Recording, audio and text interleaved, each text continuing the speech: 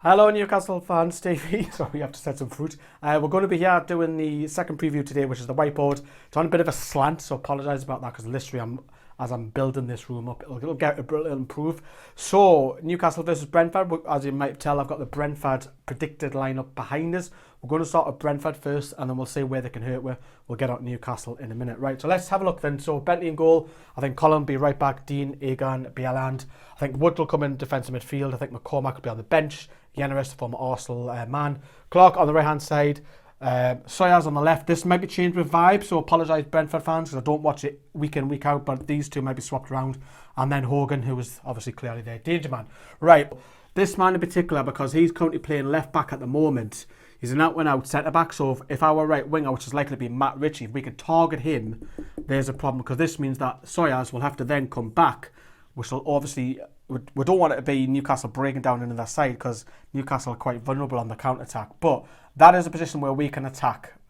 This man, who actually used to be a former Sunderland player, believe it or not, he's got 3 goals this season from coming up from set pieces. So we've got to watch him. So the likes of Lascelles and Bemba, if he starts, or Kieran Clark, whoever starts, and they need to talk to each other. Just watch for him for set pieces as well. We'll see Colin bomb on as per usual. Now McCormack was in the side, and I do think that Woods will actually come back into the side here. So Woods, he'll sit in a defensive midfield role, and Yeris, who's got more of the legs out of the two, he'll also sit as well. So he'll be on the...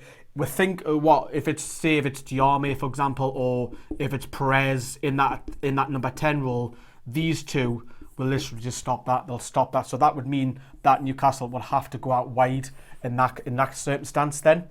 Now, this man, I'm just going to jump the midfield and go to Hogan straight away. If we can stop the supply coming out from the wide, I think we'll win the game quite comfortably because we'll keep a clean sheet. But because this guy has got 7 goals this season already, that's impressive, on the Championship side, considering these guys are not well fancied. They're always predicted to come near the bottom, like bottom 5, bottom 10, So if we can stop the supplies out wide, stop him, and this will be the likes of Hayden and possibly Shelby's job to stop this guy getting on the ball, or it could be Sawyers who switched across here, as I was saying earlier on. So that's the Brentford side.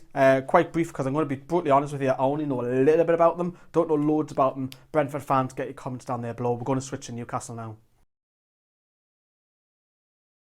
Let's begin with the tune. Right, so Darlow in goal, Anita at right back, and Bemba, and I'll tell you why I've gone from Bemba in a minute. Lascelles, Dummett, Hayden to come back in the start lineup, Shelby, Atsu switch from right to left.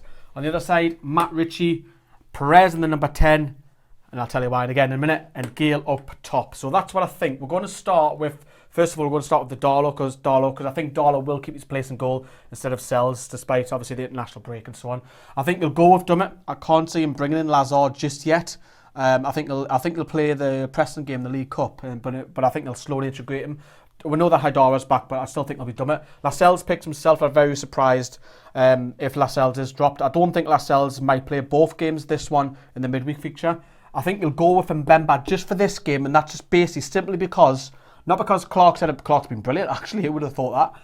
Because rotation, that's all I'm going on. I think Anita will continue at right back, but I think Yedlin will come in midweek. I think they'll go for Ritchie on the right, because Ritchie was substitute bench last time out. Atta, who was outstanding, full debut, man of the match against Rotherham, I think he'll be switched to the left. I think Gouffran will be dropped to the bench. I think Gale will play up top. Now, don't get me wrong, I want to say Mitrovic here. I want to say Gale and Mitrovic right there. I'd love to say I've been shouting on, let's play 2 up top. I'm just trying to guess Rafa's team, which is not easy. I think he'll go with Perez because Diarmi's been awful, absolutely awful, and Perez wasn't even in the matchday squad, was he, last time out, I believe. So, how are we going to hurt Brentford then? Right, I think with full-backs, and especially this one, Dummett, he needs to get forward. The only problem that I've got of Dummett, and I always say, especially because I'm in the Gallagher end, if we're attacking towards the Lees' end, it's this problem. I've mentioned it loads. When he gets to halfway line, he passes it square or he'll clip it long, which I don't like. I want to see Dummett drive forward. You know what I mean? I know it's not in his nature, but he's at home. Otherwise, he's in serious jeopardy of losing his position to Hadara and Lazar because they're more attacking. I think Atsu will just trouble literally trouble all their right wing and their right back. He will literally be pacing himself if it's there. Even if he's playing on the other wing, he'll be doing the same. If he's playing on the other wing, he'll cut in. He will cut in, and that's another threat that we do have. So we're going to mix it up a bit. But Richie, we know that Richie's a grafter. Well, as I said many times, he'll work really, really hard. He goes quiet in some games, I've noticed now. But he can pop up with a goal. He's a threat, and he's got a magic left foot. And he's got a magic hat as well.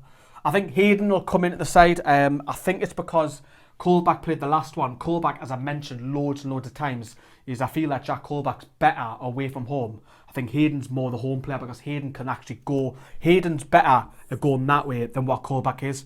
Colback will just dig and bite at you, you know. I don't know what that is, but that's meant to be some sort of players and stuff. But Colback will bite at the way. That's why I think he prefers Colback away. And I would have to agree with Rafa on that one.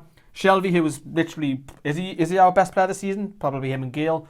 Shelby will know what he can do, as long as I've said this numerous times, he doesn't pick the ball up here and then start spraying Hollywood balls all over the place. Don't mind the odd one or two, but as long as you keep it simple, pass, Shelby, get on your bike, move, get in a goal scoring threat, because Shelby, for me, needs more goals. He needs to be getting double figures this season, or it's a failure. It's a failure.